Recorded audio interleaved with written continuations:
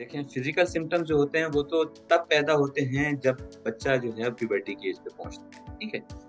और मैं आपको बताऊं कि इमोशनल सिम्टम्स जो है ना वो ज़्यादा बढ़ जाते हैं। मैं आपको अभी इसके बारे में भी बताता हूँ कि क्या-क्या इमोशनल सिम्टम्स हैं। पहले तो हम फिजिकल सिम्टम्स की बात करते हैं। फिजिकल सिम्टम्स ये होते हैं कि वो जैसे प्यूबर्टी की एज तक पहुंचते हैं, वो कोशिश ये करते हैं कि हमारे सेकेंडरी सेक्सुअल कैरेक्टरिस्टिक डेवलप ही ना हो, ठीक है।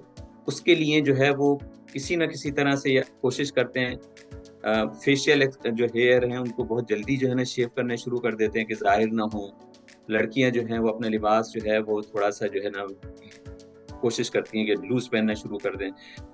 अब आजकल तो माहौल ऐसा है कि लड़के-लड़कियाँ एक-दूसरे के लिबास भी पहन लेते हैं, लड़कियाँ जो है ना थोड़ा-सा लड़कों वाला लिबास जो है ना वो लड़कों वाला लिबास पहनना शुरू कर देती हैं। माशरे में इतना उसको समझा भी नहीं जाता, लेकिन अलर्ट हो जाना चाहिए आदमी को कि मतलब इसकी कोई और वजह तो नहीं है जो मतलब कोई लड़की लड़के वाला ड्रेस पहन रही है।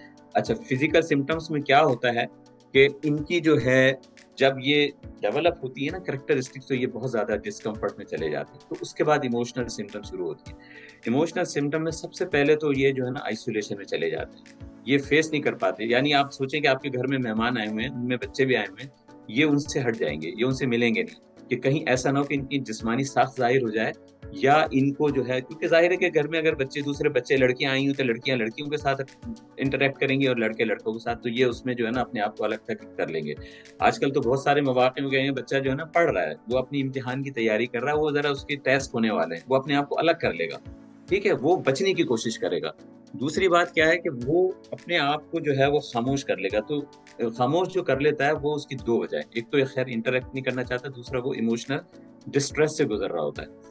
जब तक कि ये थोड़ा-सा बढ़ता जाता है मामला, तो सीवियर जब होना शुरू हो जाता है, तो वो इतनी कॉन्फ्लिक्टिंग सिचुएशन में चला जाता है कि वो अपने आप को जो है ना मिसफिट समझने लग जाता है। घर में भी, सोसाइटी में भी, स्कूल में जो है ना उसके रवैये जो है ना ख़ास तौर पे नोट किए जाते हैं, फिर बच्चे उसको बुली करने लग जाते हैं, दूसरे बच्चे उसके साथ जो है ना, तो वो अक्सर आपको पता चलेगा कि उसकी जो है ना मतलब ये है कि उसकी परफ़ॉर्मेंस ख़राब होने लग जाएगी। आपको स्कूल से उसकी इन्फॉर्मेशन मिलने लगेगी कि ये जो है ना मतलब इसका जो है ना एकेडमिक रिकॉर्ड ख़राब हो रहा है। तो फिज़िकल सिम्पटम्स तो मैंने आपको बता दी। इमोशनल सिम्पटम में क्या होता है कि वो डिप्रेशन में चला जाता है। उसमें इरिटेबिलिटी आ सकती है, बहुत ज़्यादा गुस्सा करने लगेगा, बहुत ज़्यादा जो है ना अपने आप को जो है ना आइसोलेट कर लेगा। सीवियर कंडीशन में आपको मिलेगा कि वो कहीं आपको रोता हुआ पाया जाएगा, बहुत जल्दी रोने लग जाएगा, बहुत ज़्यादा जो है ना ज़्यादा जब सिचुएशन खराब होती है तो वो कोप नहीं कर पाते, तो उनके पास कोई वे आउट नहीं होता, तो सेल्फ हार्म करने लग जाते हैं। अपने रिस्ट को काटने लग जाएँगे, थाई को काटने लग जाएँगे या कोई ना कोई सेल्फ हार्म बिहेवियर।